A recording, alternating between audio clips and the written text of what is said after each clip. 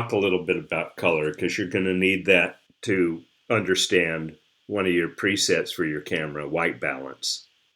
Primary colors are the colors that all other colors are made of. They're what are called additive and subtractive primaries.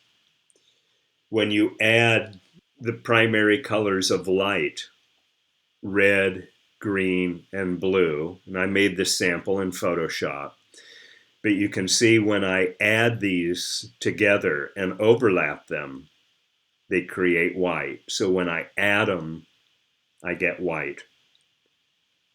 But also interestingly, as you look, if I overlap red and green light, it gives me yellow. I overlap green and blue, I get cyan. Overlap blue and red, and I get magenta.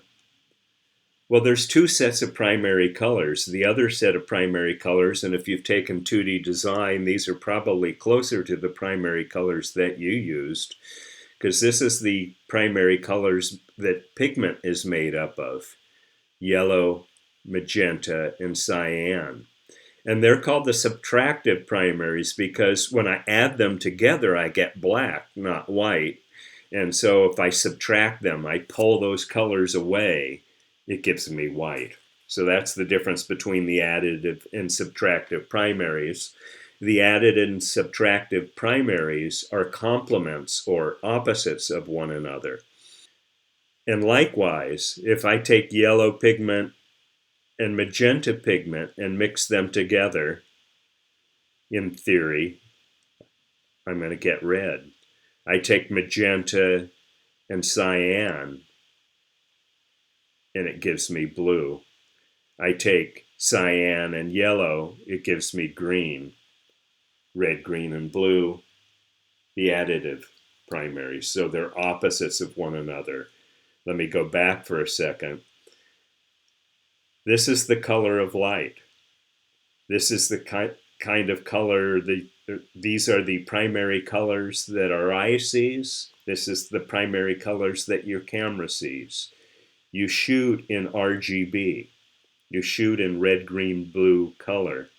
Indeed, when you take a picture with your digital camera, there's a set of filters on top of each little pixel. And what those pixels do is they filter out the opposite colors. So when you take a picture, you get 3 channels or 3 layers: a red layer, a green layer, and a blue layer. They're represented, and this is kind of mind-blowing, but they're represented by a black and white image. So taking 3 black and white images that represent red, green, and blue light, combine them together and add the color back in, you get a full color image. These are the colors of printers and pigments. So they're the opposites. But when you print with cyan, magenta, yellow, and black, CMYK. And why the black's thrown in there is none of the pigments that they use are pure. And so with the pigments that they use and as close as they can get to cyan, magenta, and yellow, when you mix them together, you get kind of a murky, dark brown more than you get black. And so they add a layer of black just to make the colors look more pure. Well, let me explain that a bit. This is an image they used to use as a sample image in an early version of Photoshop. It's not one of my pictures.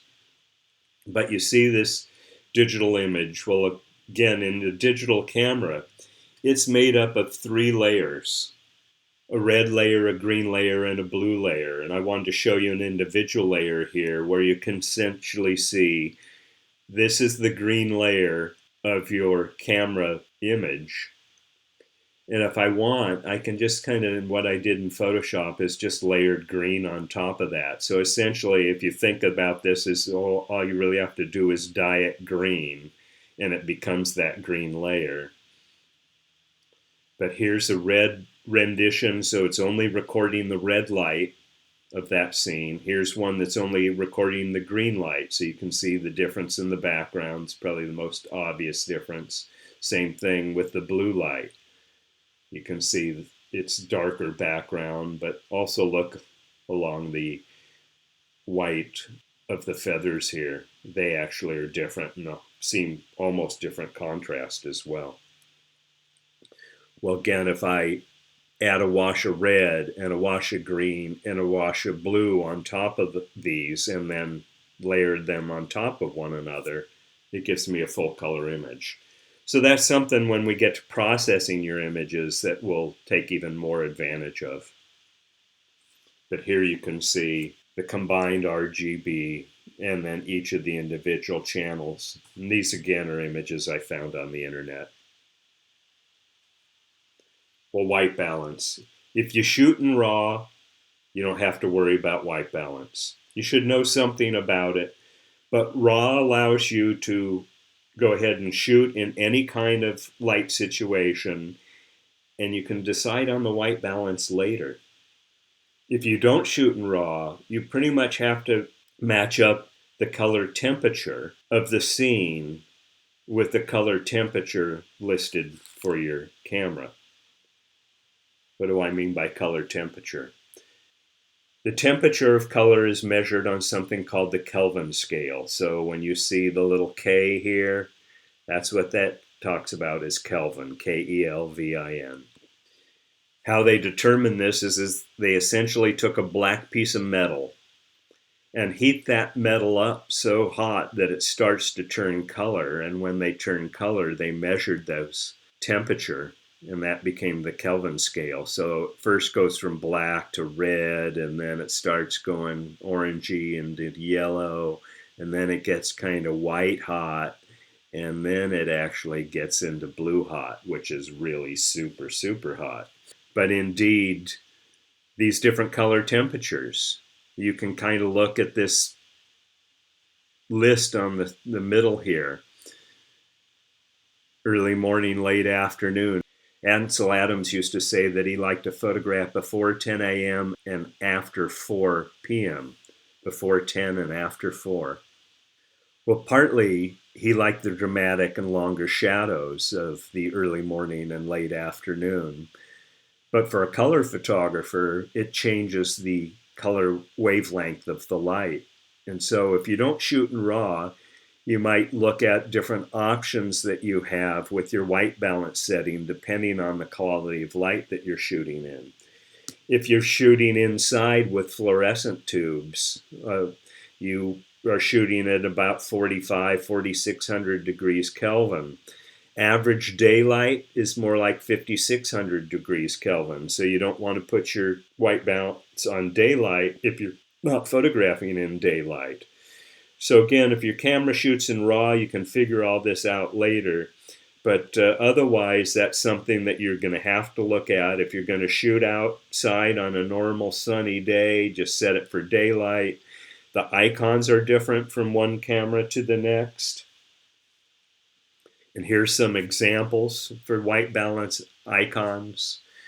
And one of the options that you have on most cameras is average white balance or auto white balance. If you're uncertain, this is a good one to go with. Some photographers will poo-poo that idea. I use average white balance all the time because I'm sometimes shooting in scenes where there may be both artificial light and natural light. They come in at very different Kelvin temperatures. And for me to be able to understand, oh, there's 70% of this kind of light and 30% of this kind of light, if I can let the camera average that together and make a selection for me, it's generally close enough that I can then make further adjustments when I process the image in either Photoshop or Lightroom. But anyway, let me show you a couple of these. Daylight usually has a picture of a sun radiating. Clouds hopefully look like, clouds. Shade's usually cooler temperature. And so again, if you're shooting entirely in shade, then you might select that one.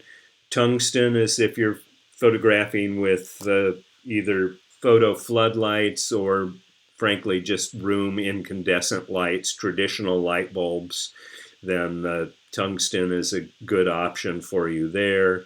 Fluorescents vary widely in their color temperature, but this is an average setting for fluorescence. Or if you're shooting using your flash as the main source of light.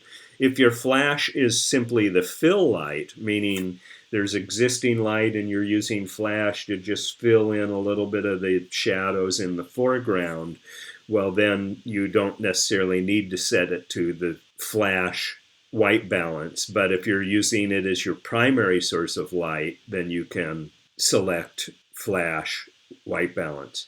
Custom usually allows that you select an individual Kelvin temperature. So you'll see something like this. And so it requires a better knowledge. I'm going to flip back for just a second, but it requires a decent knowledge of the Kelvin temperatures. Good sample of that here.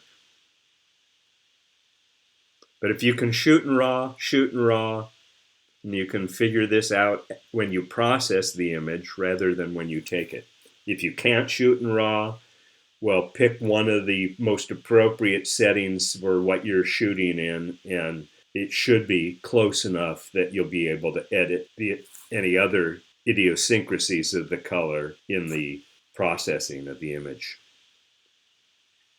But here's another example I found on the internet of the Kelvin scale. So you can see at 5,000 degrees Kelvin in the middle, that looks the most neutral. 9,000, it's warmer. 3,300, it's way cooler.